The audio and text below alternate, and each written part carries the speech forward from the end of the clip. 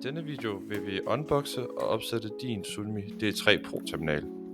Start med at pakke alle sagerne ud af kassen. Det er blandt andet her selve devicen, foden, strømkabler og skruer ligger.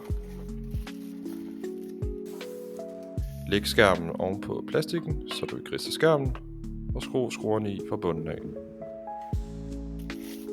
Sæt strømkablet sammen. Put det ind i det gemte rum.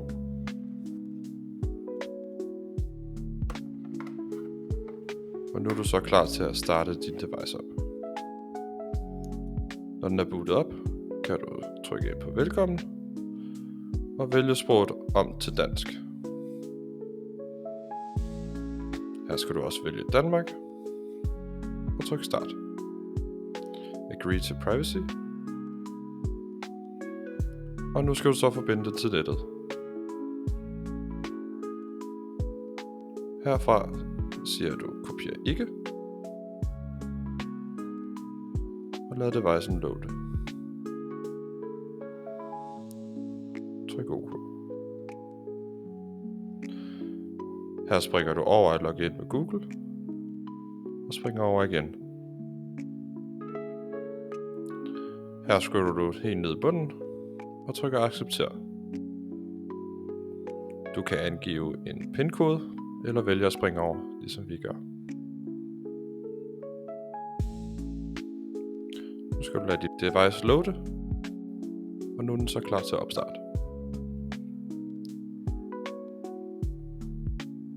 Her vil den så automatisk etablere Tilti som baggrunden. Og du kan starte med at rydde op i dine apps, der ikke skal bruges. Det gør du ved at holde nede og trække dem op i toppen, så du fjerner dem. Herfra kan du gå ind på App Store, og den vil installere Tilti automatisk. Her kan du putte den ned i docken, så den er let tilgængelig. Her går du igen ind på App Store og downloader Quick Support. Når Quick Support er downloadet, kan du putte den ned i docken sammen med Tilti-appen. Herfra går du ind og accepterer alle steps, så Quick Support er sat op.